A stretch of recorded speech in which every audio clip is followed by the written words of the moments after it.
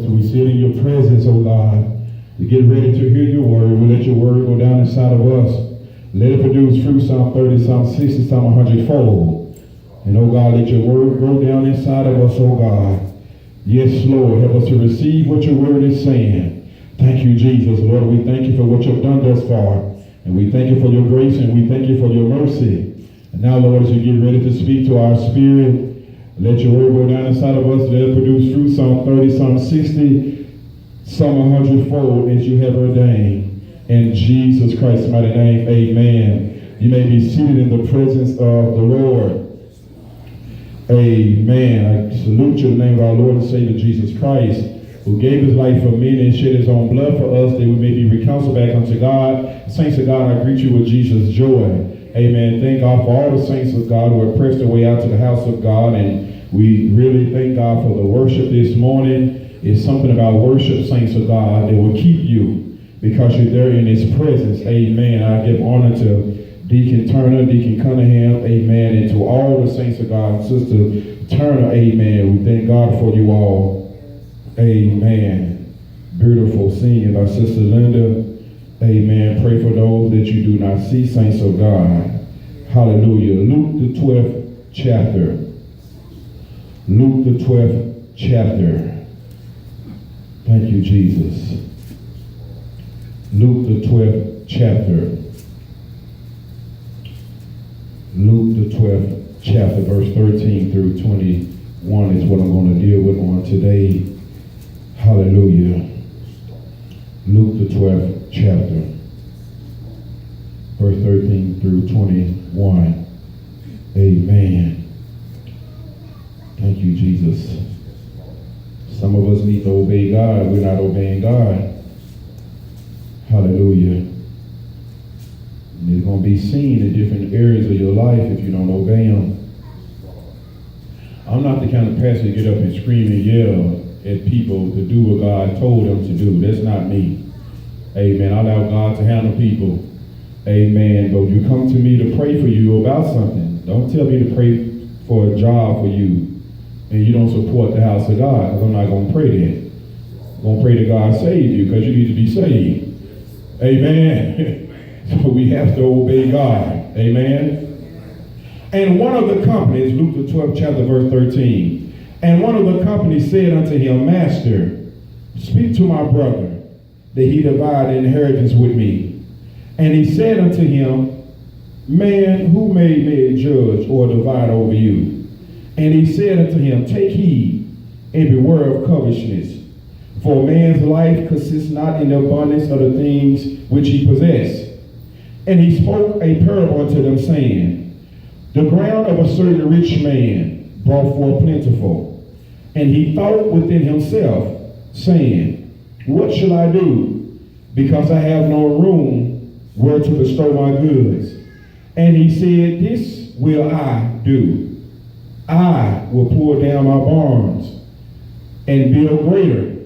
And there will I bestow all my fruits and my goods. And I will say to my soul, Soul, thou hast much goods laid up for many years. Take thine ease, eat, drink, and be merry. But God said unto him, Thou fool, this night thy soul shall be required of thee. Then who shall those things be which thou hast provided? So is he that lay up treasure for himself and is not rich towards God. Look at your neighbor. Say, neighbor, whatever you do, don't make plans without God. Come on, say, neighbor, whatever you do, don't make plans without God. Come on, say, neighbor, whatever you do, don't make plans without God. Saints of God, a lot of us have a lot of plans. We have a lot of goals and dreams that we have in place. And there is nothing wrong with having dreams and goals and plans. But saints of God, don't have plans and you do not include God in your plans. The problem is that we have a lot of people who say, I got plans and I got goals and I got ambitions, but God is nowhere in it.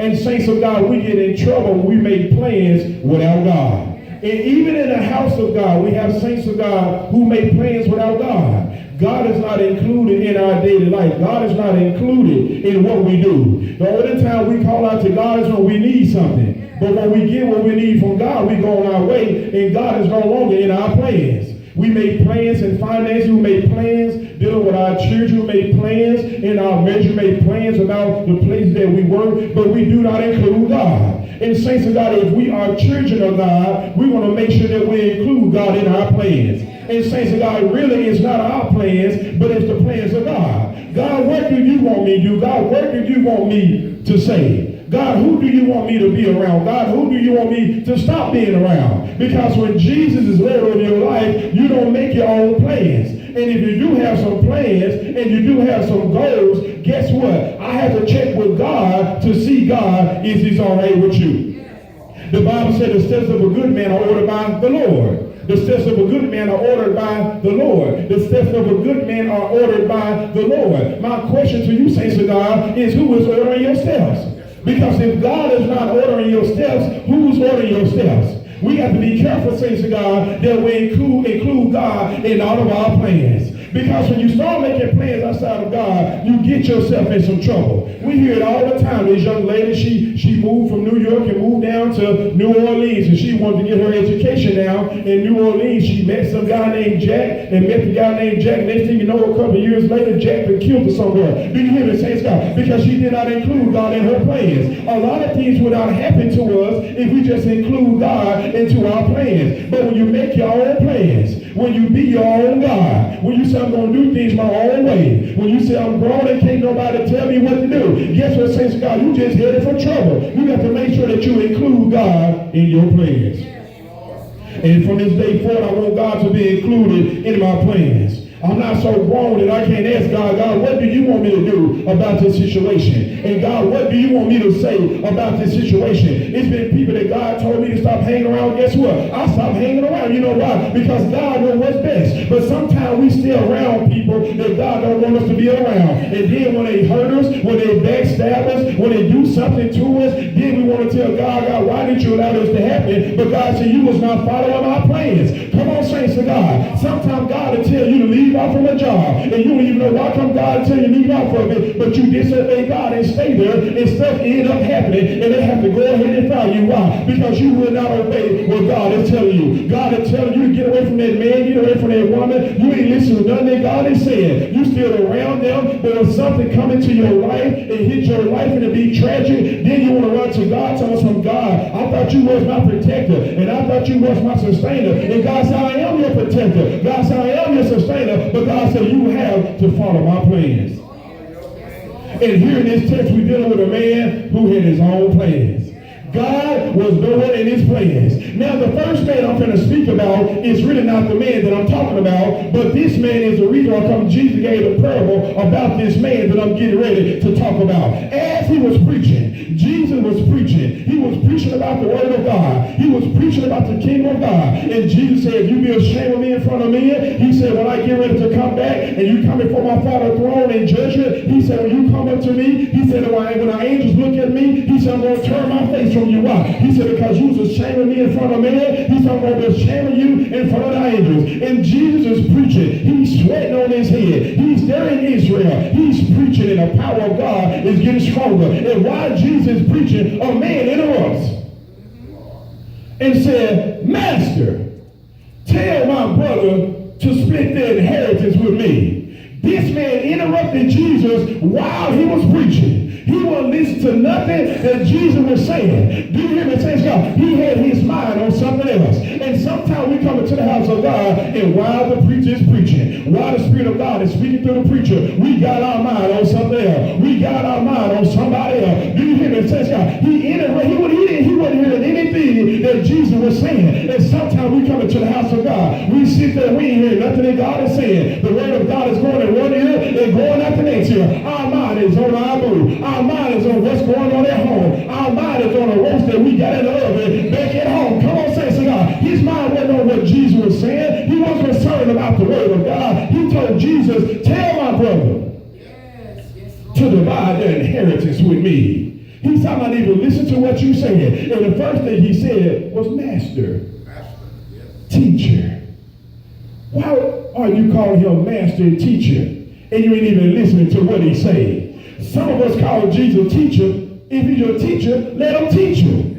Some of us call him Lord, Lord, but he said, why do you call him Lord, Lord, but you don't do what I say? He said, listen, I'm not none of your Lord. I told you, we just don't need Jesus in our life. We need Jesus to be Lord over our life. It's one thing different for Jesus to be in your life. It's something else different for Jesus to be Lord over your life. But this man said, Master.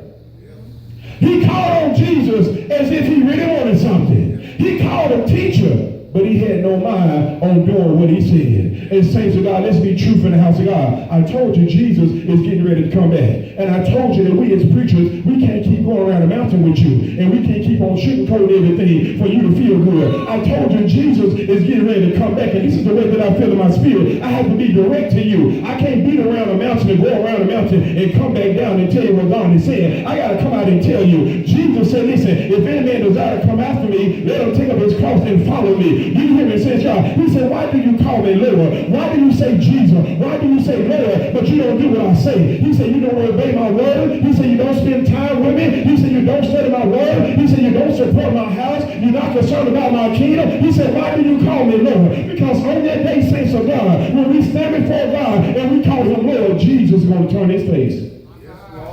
He said, because I never knew you. And this man said, Master, why are you calling on Jesus? He wasn't calling on Jesus because he wanted the word. He wasn't calling on Jesus because he wanted to get close to Jesus. He was calling on Jesus because he wanted him to do something for him. Yes. Saints of God, some y'all get mad at me today, but it's all right. Because Pastor love you. I got to teach the truth to you. I can't let the enemy come in and snatch your soul. Do you hear me, saints of God? He said, Master, why was he calling on Jesus? My question to the church today, why are we calling on Jesus? Do we call on him because we need him to be an ATM at that time? An ATM machine that kick out dead presidents. Do we call on him because we look at Jesus as being a genie? And let me rub my lap and let the genie come out. And when the genie come out, say, what is your wish? I tell the genie what my wish is, and the genie goes back inside the bottle. That's how some of us treat God. We just call out to God when we need something. God, I'm in financial trouble, and God, I got problems in my marriage. But when it comes down to us submitting to God, we don't submit to God. He said, why do you call me Lord, Lord? He asked a question, and ain't nobody answered him for almost 1,000 and some years. He said, why do you call me Lord, Lord, but you don't do what I say? Or we call on God just because we feel trouble in our mind. We done had people coming here, they was trouble. We prayed for them. That spirit jumped out from them. The presence of God lifted on them. They left out. We ain't seen them no more. You know why? Because they was not coming for Jesus. They were coming for something for their own selfish reason. Come on, saints of God. But after God bless you, come on. Are you calling out to God just because he's a crutch? You know, I twisted my ankle a couple of months ago. And I believe it happened because God was telling me to stop doing something. I didn't stop doing it. Now, ain't talking about sinning now. God was telling me to get something up, and I didn't want to do it. I said, no, God, I don't want to do that because I don't want to deal with these people. But I believe God allowed that to happen for that reason. It slowed me down on what God was telling me. But I used those crutches for a little while. And after a while, when my ankle got healed, I put the crutch away. Some of us use Jesus just like that crutch. I'm going to use you just for a little while. Because right now I'm feeling some pain. And right now I got some pain down in my heart. And really, Jesus, you ain't nothing but a crutch. Because Jesus, I really don't love you. I'm not going to submit to you. I don't care what your words say. I don't care what the preacher say. I know sense God is going to get tight, but it's right today. I don't care about your word. You are not my Lord. You are not my king. You hear me, saints of God. I don't care nothing about you being the lily of the valley in the bright morning star. I don't care if he was wounded for my transgressions and bruised for my iniquities, and the chastisement of my pieces upon you, and by your stripes I'm healed. I don't care that you have borne all my griefs and sorrow. They don't make no difference to me. Why? Because right now I'm just using you as a crutch to get to my destination. And this man called on Jesus, but he won't call on Jesus because he really loved Jesus. He was calling on Jesus to get something from him. Do you hear me, saints of God? The Bible says, he said, Master, tell my brother. He said, my father just died. And you remember back in this time, the oldest son got a double portion of the inheritance. He said, my brother got all the money, and he won't give me none. He said, tell my brother to split the inheritance with me. He wanted Jesus to speak to his brother, but Jesus didn't speak to his brother. Jesus spoke to him. And sometimes we telling and praying, God, I need you to speak to my brother. I need you to speak to my sister. I need you to speak to auntie and them. And God said, no, the problem is not auntie, brother, and sister. God said, the problem is you. Do you hear me say, God? God said, I want to speak to you. God said, I want to speak to the unforgiveness that's in your heart. I want to speak to that bitterness and that anger that's down inside your heart. He said, speak to my brother. But Jesus said, I'm going to speak to you. Tell my brother to give me some of that inheritance.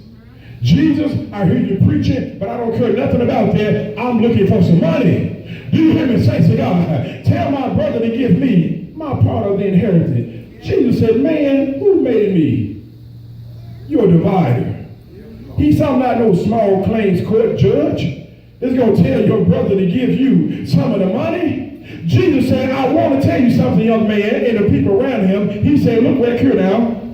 Look at verse 15. And he said unto him, beware. Take heed and beware of what? Covetousness. He said, the problem, young man, is that you're dealing with covetousness. Covetousness is wanting more than you got.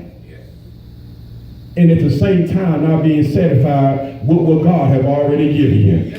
Come on, saints to God. I threw that in there, and God said, so I throw that in there. Because covetousness is wanting more than what you got, but not being thankful for what you already have. Some of us, we already got a house. I was telling my daughter last night, we were looking at television, and we were seeing children over in Africa, and we send money over to Africa and so forth like that, and she was seeing children on the ground starving, and their stomachs was big, and flies was all in their mouth. And she began to ask me about it, and I began to tell her, and I said, you need to be thankful. You need to be thankful that you got food to eat. I said, you need to be thankful that you got a school to go to. I said, old children go to school, and they sitting on the dirt listening to the teacher. I said, but you sitting up in the church, the AC blowing, and when they call it lunchtime, you go down to the cafeteria, and you sit down and eat your food. And my daughter, she said, well, what about if somebody adopt them? I said, no, be quiet. I said, I don't hear nothing about if somebody adopt them. I said, you need to listen to me. You need to be thankful for what God has already given you. And since now, we need to be thankful for what God has already given us. Covetousness said, I want more. I want more than what I got. I'm not thankful for what I got. You already got a car. You already got a house. You got food on the table. You got clothes on your back, and you still ain't happy. You know why? Because covetousness will make you unhappy, even though you got stuff around you. This is the reason why Paul started learning to be content in whatever state that I'm in. He said, listen, he said, godliness with contentment is great gain. He said, as long as you got God, learn how to be content. Saints of God, I told you last Sunday that the car, that the bling bling, that the wine, that different women and different men ain't gonna make you happy. You got to get into Jesus. This is something that God told me.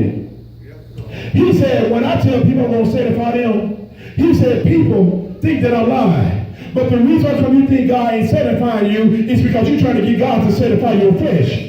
See, the flesh can never be satisfied. Jesus didn't say he was going to come and satisfy your flesh. He said I'm going to come and satisfy your spirit man. He said I'm going to be living waters. He said out of your belly shall flow rivers of living waters. He didn't say I didn't come to satisfy your flesh. I came to crucify your flesh. And some of us are trying to get God to satisfy our flesh. We want God to give us what we want in the flesh. And God said, I didn't come to give you what you want in the flesh. I came to crucify your flesh, but I came to fill up your spirit man. And saints of God, sometimes we look around us, we got food, we got clothes, we got cars, we got a husband, we got a wife, we got furniture in the house, but we still ain't happy. We want more. Saints of God, sometimes we can be dealing with covetousness, because covetousness is wanting more than what you have and not appreciating what God has already given you. I'm never satisfied. God, give me more. Do you hear me, saints of God? In the Old Testament, God said, don't covet your neighbor's wife.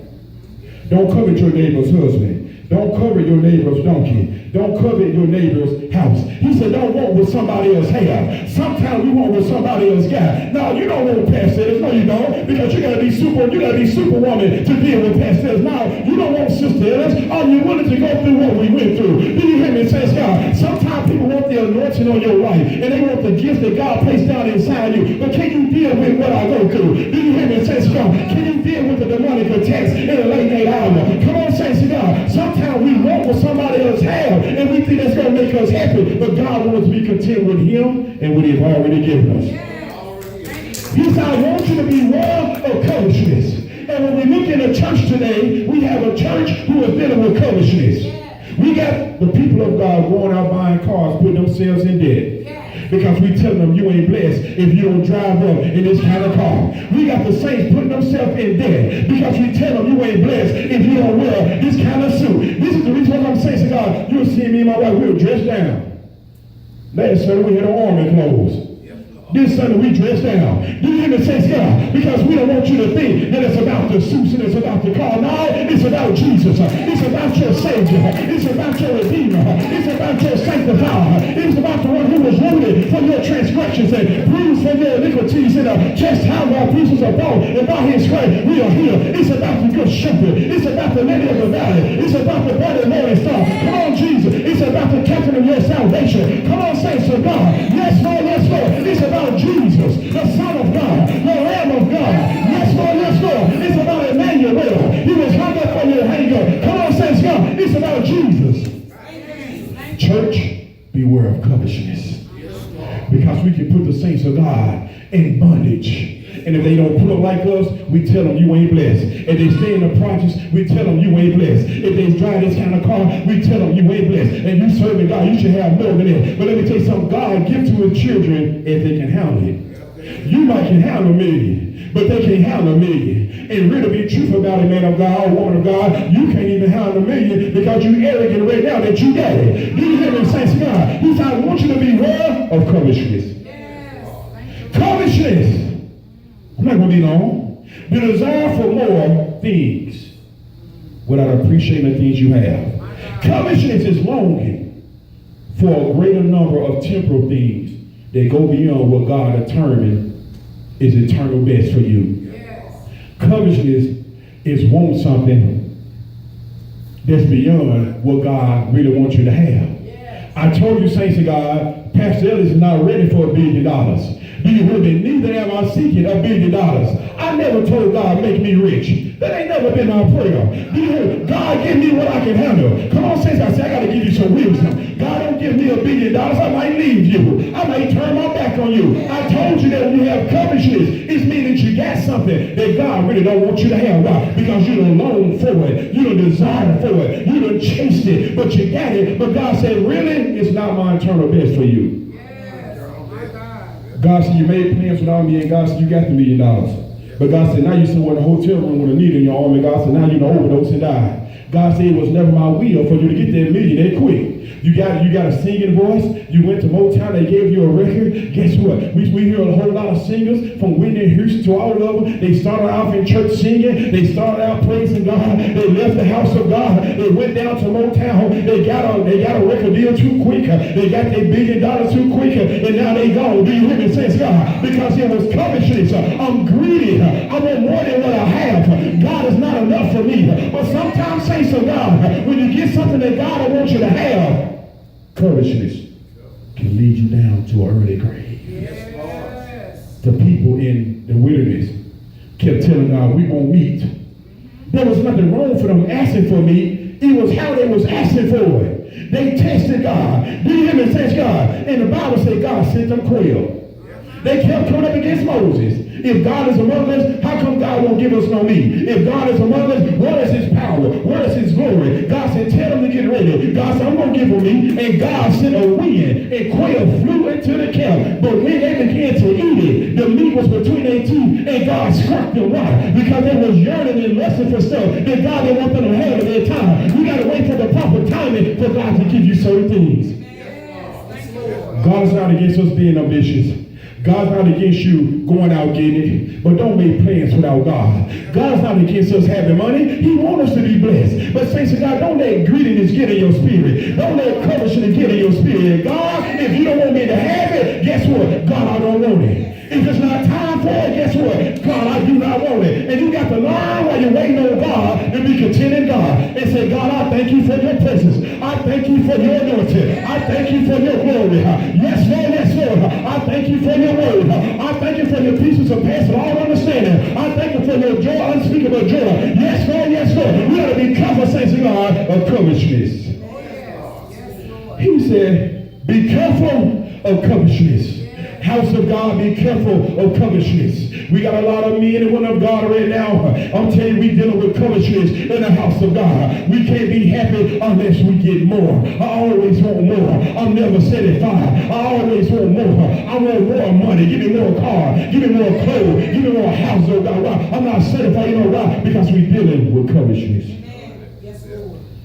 Beware of covetousness. Yes. Saints of God. Covetousness is beyond his preferred will. It's greediness. I say it's beyond his preferred will. I told you God got a will for you. But saints of God, sometimes you can get stuff that's beyond his preferred will. I told you some of us are not ready for $1 million. Do you hear me, saints of God? Because we got a $5 spirit. And if God was to give us $1 million, guess what? We'll destroy ourselves. You got to be truthful about it, saints of God. If God just delivered you from drugs. In the same year, you told us when God made me a millionaire, God said, no, if I give you $1 million, he said, you'll go get back on drugs. God said, I'm trying to shape you right now. God said, I'm trying to prune you right now. God said, I'm trying to pull you closer to me right now. Do you hear me, saints of God? He said, beware of covetousness. Yes. He said, beware of covetousness. For a man's life don't consist of the things that he has. Your life is not based on what you have. Now, saints of God, I got to help you because we got a generation telling you that you ain't nothing if you don't drive like this, if you don't dress like this, if you don't got this bling bling, you don't got this ice on your wrist. Guess what? You ain't nothing. If you ain't got this kind of man up on your shoulder and this woman up on your shoulder, guess what? You ain't nothing. You ain't nothing but a loser. They trying to tell you that you need things to become somebody. But you got to go back to Genesis. The Bible said when God created Adam of the dust of the ground, he breathed to his nostril the breath of life, and Adam became a living being. Let me tell you something. When God first created Adam, he made us out of dust. Your body ain't nothing but dust. He made it from dust. But Adam's self-worth was not in the dust. His self-worth was when God breathed into his nostrils the breath of life. And the Bible said then Adam became a living being. It's only when God breathed on you that you become somebody. Do you hear me, saints God? When God breathed his spirit inside of Adam, then he became a man. He was created to rule, subdue, and to conquer. Come on, saints of God. He was created in the image and the likeness of God. Never put your self-worth in what you got. God created Adam and then put him in the Garden of Eden. Yes, listen, in the garden was gold, precious stones, waterfalls all around Adam. Beautiful fruit trees, beautiful vegetation. It was a paradise because Eden means paradise. But saints, God, guess what? God formed the man before he put the man around the silver and the gold and the precious stone. Which means that Adam's self-worth was not in the gold and the silver. It was in the Spirit of God that God breathed to him. And some people tell me, when I get this job, I'm going to become somebody. When I get this money, I'm going to become somebody. When I get this whip, I'm going to become somebody. When I marry him, when I marry her, I'm going to become somebody. But baby, can I tell you that you already somebody? God created you in his image and likeness. God gave you purpose. Yes, Lord, yes, Lord. Your fulfillment is wrapped up in Jesus. You got to call out to Jesus. If you're going to have some meaning in your life, and don't put your meaning in silver, gold, cars, how I dress, what I drive. Let me give you wisdom.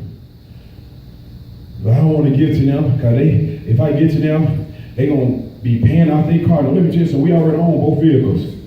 You ain't giving us nothing. Do you hear me, saints of God? If I wasn't preaching, I wouldn't care what you gave. This for the house of God. This for the life. You sitting up in this AC, you think that this is free. Come on, saints of God. You going to using the restroom, you think the water is free. You using the facility, and you think that it's free. Do you hear me, saints of God? But my wife, we're not trying to go out and get no other vehicle. Now, God tell us to, we will. But we're not trying to rush out and keep up with the Joneses. Come on, saints of God. We have to know how to be a faithful steward in what God gives you. And stop putting your self-worth based in what you got. Yes, Lord. Don't put your self-worth based in degrees. I went to school and got a degree, now I'm somebody. Don't put your self-worth based in your education and what you stay at. I stay over here in the suburb now. Now I'm somebody. Baby, you were somebody before you got to the suburb. You just didn't know it. You hear me say, God, I'm somebody now because I got some weave and I got some fingertips. I got some fingernails and I got some eyelashes and I got some hips and fingertips. And you think that make you somebody? Come on, saints of God. Woman, you something without the hips. You something without the fingertips. You got to find your way wrapped up inside of God. Don't let society tell you that you ain't no nobody if you don't look like this, if you don't drive like this, if you don't dress like this, if you don't live like this. Come on, saints of God. Your worth is wrapped up in God.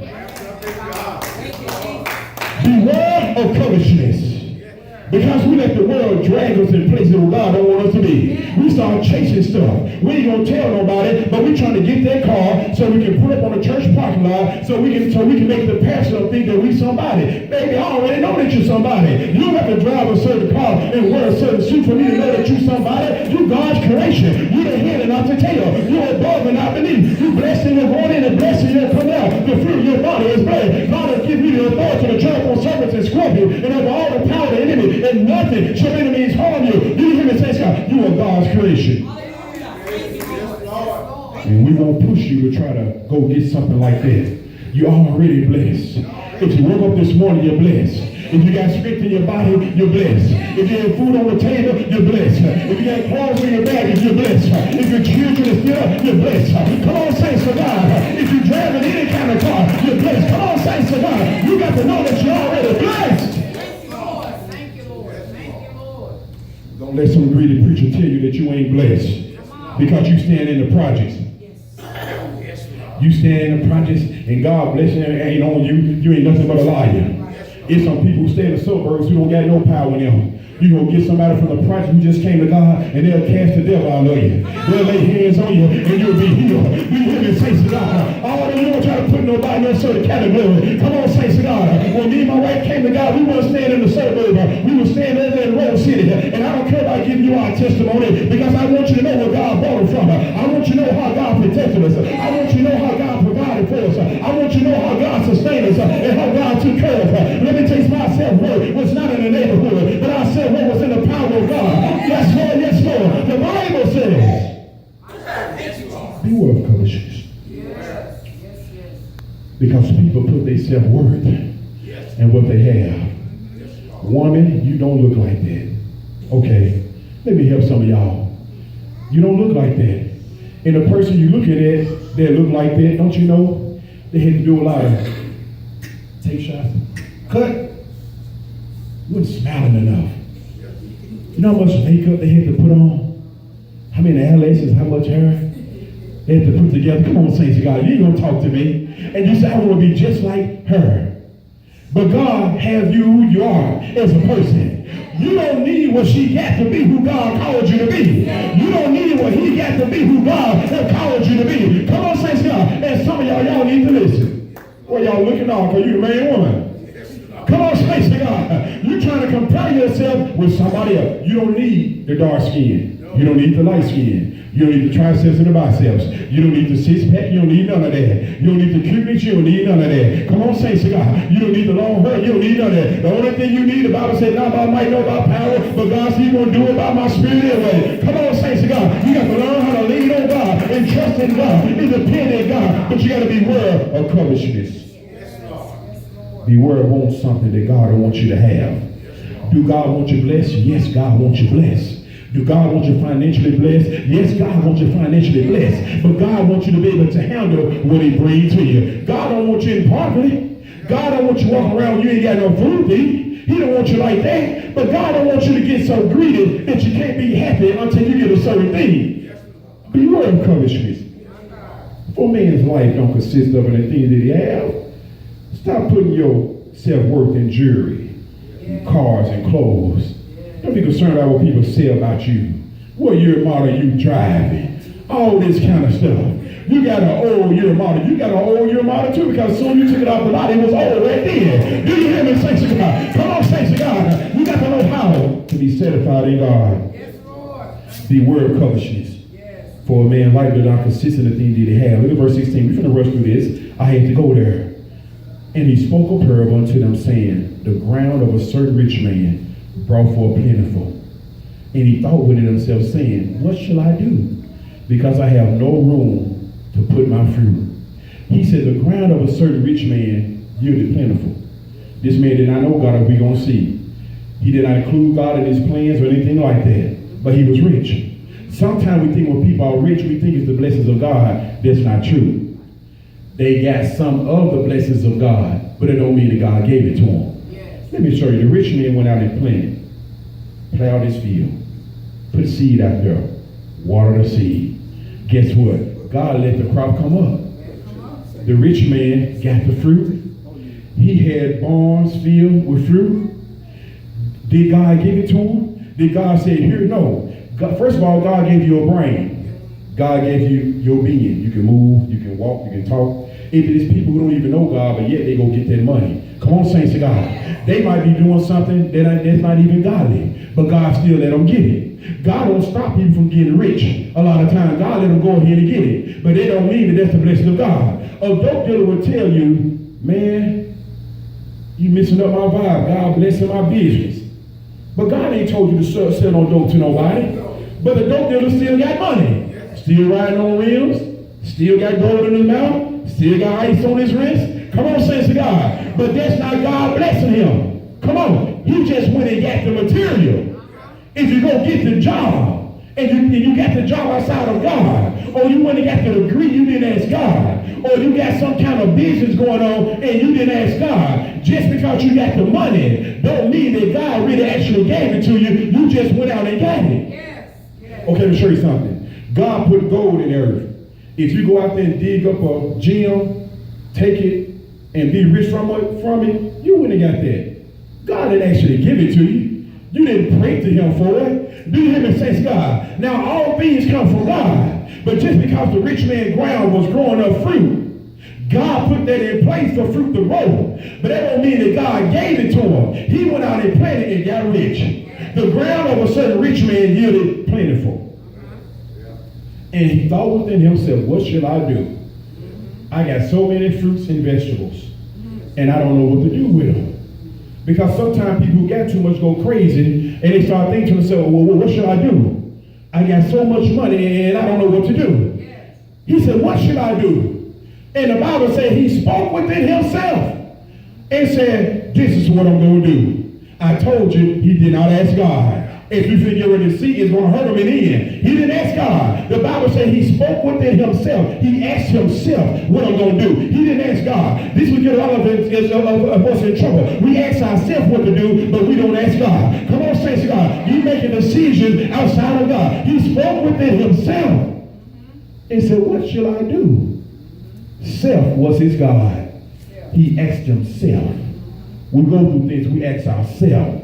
Some people are so prideful, they can't ask God, they ask themselves. He asked himself. He said, self, not God. God, what should I do with all this money? Should I give some to the poor? God, should I sow some over here? He didn't say that. He said, what should I do?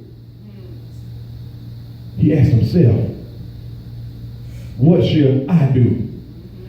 Not God, what should we do? Because he said, I was his God. Beware of the I factor. Because the I factor will stop you from asking God what to do. As long as I is on the throne of your heart, there is no room for God. Do you hear me, saints of God? He looked within himself. This is a selfish generation. We even got selfie sticks because we're thinking of ourselves. We drive down the street taking pictures of ourselves because we so hung up upon ourselves. And God is nowhere in the equation. He asked within himself, yes. What should I do? The I factor was working. As long as I is on the throne of your heart, there's no room for God. But let me tell you something, saints of God. I know people say I'm wrong. I do what I want to do. Can't nobody tell me what to do. You're right. But guess what? If I is your God now, I got to be your God then. Yes, if I is your God now, I got to be your God then. Yes. When you stand before God, guess what? I don't have to help you. If you leave here the wrong way, guess what? I is going to help you. Come on, saints of God. You got to pray to I. God, I save me. I deliver me. Come on, saints of God. He said, what should I? Because I am my own God. And don't nobody tell me what to do. I make my own plans. And I got my own goals. And I'm not going to ask God anything. But he said, what shall I do? He said, I know what I would do. I'm going to tear down these old barns. And I'm going to build these bigger ones. Making plans without God now. I told you in the beginning, don't make plans without God. He's doing all this talking. He's doing all this bossing. I'm going to tear down these old barns. I'm going to build bigger ones. He said, I'm finna advance. He said, I got a surplus. He said, I'm making plenty of money. He said, I'm going to tear down these old barns. He said, I'm going to build bigger ones. That's what's his plans. Not give nothing to God. Nothing to the kingdom of God. He's going to tear down this old building, build a big one. It's a liquor store just was tore down right here on Broadway, burnt down. They built the liquor store back up so quick. Yeah. And you know how they're going to pay for it? They're going to pay for it with your money, the ones who buying liquor from them. Yeah. I told them I had to talk to you today, saints of God. I told some of you going to be mad at me today, but it's all right. That's what people God tell me. You know how they're going to pay for the liquor store? With your money. You know how the dope dealer will go re-up on his dope? With your money. When you go buy that dope from them. They're going to use your money to do it. We don't have a problem giving it to the kingdom of darkness. The liquor store is the kingdom of darkness. The dope house is the kingdom of darkness. We sow into the kingdom of darkness. We sow into the club and the strip clubs, the kingdom of darkness. Those are the devil houses. God don't have one house. That's the house of God. But the devil have many houses. The dope house, the strip club house, the gambling house. Come on, saints of God. And that's what we give our money into. Now understand that we are sowing into the kingdom of darkness. And we are allowing the kingdom of darkness to advance. But when it comes down to the house of God, the devil fights you tooth and nail. Don't give it to them. Don't give it to the house of God. They just want your money. Guess what? The dope dealer wants your money also. The mall wants your money also. The liquor store man wants your money also. You don't got no problem with the liquor store man. He got a clean car sitting out there. You don't say nothing. But you come to the house of God, you see the preacher in a clean car. I'm paying for their car. Come on, saints of God. We don't want to give it to the house of God, but we'll give it to the house of the enemy. You sow it into the kingdom of darkness. We go into the club and make it rain. Come on, saints of God. You go in the club and you make it rain. You think that woman really want to be up there dance with her clothes all out. She's trying to make some money. But you up there making it rain. You put your money into the strip club, but you can't put your money into the house of God. Yes, Lord. Yes, Lord. I know we don't want to hear it. God can get a dime from me.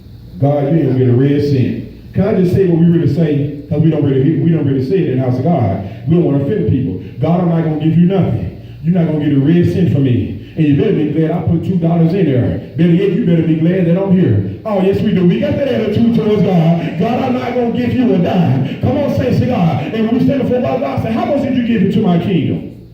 God said, how much did you support my house? Well, God, I thought that it didn't take money. God said, how the lights was on? He said, how was the water on? He said, how did they pay the rent? That's pastor them job. No, it's not our job. This is the house of God. And you're supposed to be the children of God. Do you hear me, saints of God? If you say you care about God, you're going to care about his house. You're going to care about his kingdom. But where a man's treasure is, there his heart will be also. Wherever your money is at, that's where your heart is at. If your money is with your boo, with that man, with that woman, that's where your heart is at. Come on, saints of God. If your money is always at the mall, always at the liquor store, guess what? That's where your heart is at. Your heart is not in the house of God. Come on, saints of God. But sometimes we are sowing into the kingdom of darkness. But we don't sow into the kingdom of God. You go down to City Hall, they ain't going to help you. You depressed and stressed out, go down to the courthouse telling something, I'm thinking about killing myself. And watch they grab you and put you in a straitjacket and shoot you with OSC and put you in a padded room. Do you hear me, saints God? Because the government is not anointed to deal with a person who is depressed and about to commit suicide. But when you come into the house of God, there's a bomb inside of Gideon. There is a word in the house of God. There is power in the house of God. I come into the house of God to get the word so I can live. I know it's going to be quiet today, but it's all right. Because I want him to go and move from that. Because I'm sowing into the kingdom of darkness. And God said, how much you giving into my kingdom? Nothing, Lord. I ain't give nothing into your house. I ain't give nothing to your kingdom. I care about your kingdom when I was living. But we want to go to heaven. Come on, saints of God. Come on now. You don't care nothing about the things of God. But when you get before God, you want to go with him.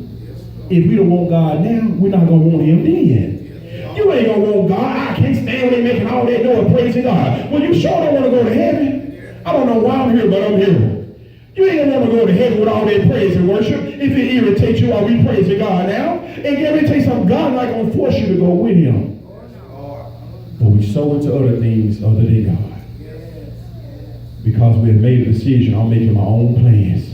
He said, I'm going to tear down these old barns and build new. He said, I'm going to say to my soul, he said, I'm going to put all my fruit and crops there. This is his plans now. He said, I'm going to put all my fruit and my crops there in those big barns. He said, I'm going to say to my soul, soul, lay back and take your weeds. He said, it's time for you to retire. He said, eat and drink and be merry. Because a lot of us have some plans. A lot of plans that we want to do. But God told him, he said, you fool. He said, tonight, you finna get ready to die. You don't even know it. God said, you ain't gonna even be able to enjoy the money that you built up. Do you hear me say to God? God said, you fool. Fool means an inconsiderate person. Means a person who ain't considerate of nobody but themselves. Some people are just concerned about themselves. But God said, you fool. I didn't call you a fool. I said, God told him, you a fool, which means inconsiderate. It means lacking perspective because you're short-sighted. When you're short-sighted, you don't see down the road that God wants you to see. You just see right here before you. You just see right now in your now, but you don't see down inside your future. But God said a fool is short-sighted. The only thing that a fool think about is his money and his clothes and what I'm going to say. But God said, do not worry about what you're going to eat and about what you're going to put on. For your heavenly Father knows you have need of these things. But he said, seek first the kingdom of God and his righteousness, and all these things going to be added to you. God said the Gentiles seek after those things, not my children. Me and my wife don't chase no money. No, we don't. We chase God. Because all the other stuff going to be added if you chase God. The world said chase the money. Then chase God. But God said, chase me, and I give you the money. Do you hear me say to God? See, it's a different order in the kingdom of God. But sometimes God said, you fool. The Bible said a fool has said in his heart, there is no God. Fool. Everybody else may call you a nobleman. Let me tell you something. God's voice is the only one that matters. People can call you nobleman. People can call you the greatest athlete, the greatest singer. You a trailblazer. You a baller, shot caller. You a pimp. You a player. You a gangster, you OG Mike, whatever they call you. You a scientist. Come on, you a diva. Come on, saints, God, women of God, stop calling yourself diva.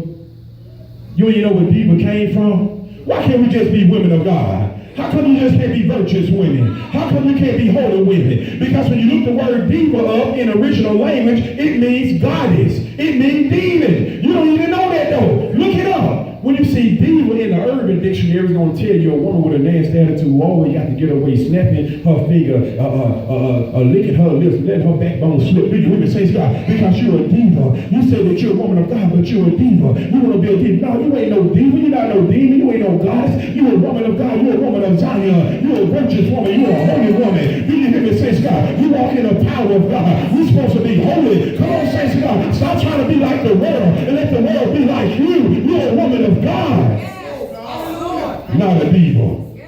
Got a whole lot of women of God as a leadership talking about they divas. Walking around with tight clothes on. I'm going to get in some trouble. I know I am. Breast all out, backside out. I'm a diva. You're supposed to be a woman of God. Paul said that the woman of God dress modest.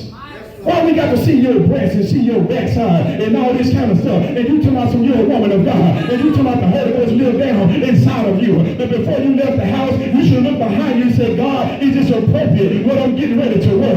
Or you need him to say, God, I don't want my brothers to be tempted by them seeing my breasts and seeing my backside. Come on, say so God. You ain't no demon. You're a woman of God. You're supposed to be a woman of God. You're supposed to have some claim. Come on, say so God.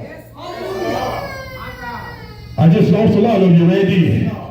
Do you hear me? Says God. I got a lot of people mad at me right then. Because don't nobody want to speak it. But come on, says God, women of God, you are not divas, you're women of God. What should I do?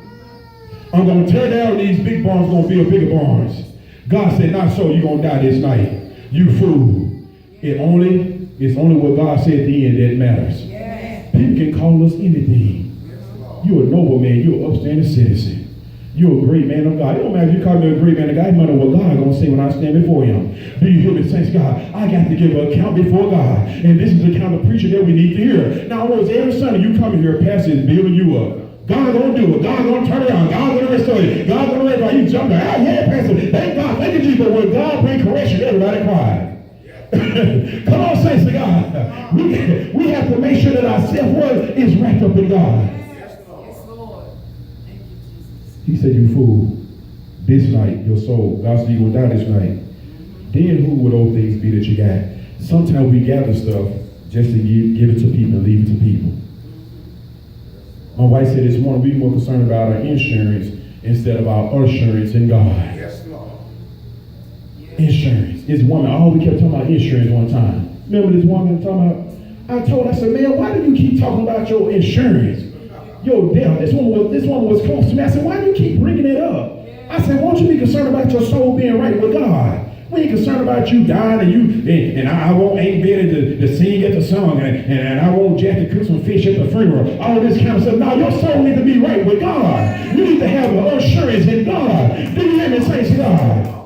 That even if you don't have no insurance, you got assurance you'll be in the presence of God. Because that body ain't nothing but a body. You hear me say to God, but your spirit got to stand for God. Yes, Lord. He said, so is he who store up himself treasure and ain't rich towards God. The Bible says, store up yourself treasure in heaven where rust and moth don't enter, and where thieves do not enter in and steal. You got to store up yourself treasure right now. You got angels in heaven building Pastella's mansion. I know you don't believe that, but they put crowns in my jewel. Because when you preach for God, and you do, even when you clean the church, you come and clean the church, you preach for God, you do outreach, guess what? Jesus, I go to prepare a place for you, then when I come back, I'm going to come back and get you and take you to those mansions. But I got angels right now working on my house right now. You know why? Because I'm doing the work of God. I was doing the work of the enemy a long time ago, but now I'm doing the work of God. I got angels with my crown, putting different gems inside of my crown, and say, Father, you preaching your word. You doing what you're called to do. Come on, saints of God. We got to get busy doing what God has called us to do. Stop looking at your life and what you got on and what you wear and how you look and how you shape it, what kind of car you drive. Come on, saints of God. Your self-worth got to be inside of God. You got to get into the word of God and see what God said about you. God said that you are the head and not the tail, or above and not beneath, and blessing you going in and blessing you coming out, and the fruit of your body is blessed. Come on, Zion. Where's the daughters of Zion? Where's the sons of Zion? Yes, Lord, yes, Lord. We need the sons of God to raise up in this last hour. Do you hear me say to God? With the fire of God, we got to return back to God. We got to get back down on the altar and say, God, deliver me. And say, God, I need you. God, deliver me from covetousness. Covetousness is what God wants to speak to us about today. And God said, don't make plans. Tell them, don't make plans without me. Some of, now, should I ask God what I should eat? Come on now. Let me say this before we get out of here, because we got some people who are just, they overdo stuff. God, should I eat bologna or should I eat turkey? God is not telling you that. God, should I wear a black suit or should I wear a white suit? God, should I put on these heels or should I put, no, God is not telling you that. He's telling you when you're making big plans in your life, God said, ask me what to do. God said, I know what's going to happen up the road. God said, ask me. God said, I got all the wisdom. God said, I'm omnipotent, I'm all powerful, I'm omniscient, I'm all knowing. God said, ask me what to do. This is the word to some of you, because I just heard this. God said, you need to ask me what to do. Stop asking yourself, because you ain't God. And you want to be on life for about 30 or 40 or 50 years, 60 years. God said, I am the ancient of days. I am the beginning and the first and the last. God said, I've been around longer than you. And God said, if you want to know what to do, God said, ask me, but stop making plans outside of God. Stand on your feet. Thank you, Jesus. Hallelujah. There's somebody here today, hallelujah, and you don't know the Lord. You came today, really needed something from God. You come here by coincidence. You're making plans all your life. And saints of God, sometimes we as saints, we do the same thing. We make plans without God. We don't tell anybody, but we make plans without God. And we need to make sure we include God in our plans. But if you're here, if you don't know God, if you don't know him, and if you've been a plan maker all your life, and you say, I'm ready to surrender to Jesus, I just want you to raise your hand where you at. If there's you, just raise your hand where you at. You got to make a conscious decision.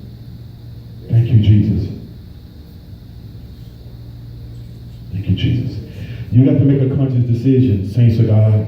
If there's you, if God is talking to you, you say, I don't know the Lord, and I want to make him Lord over my life.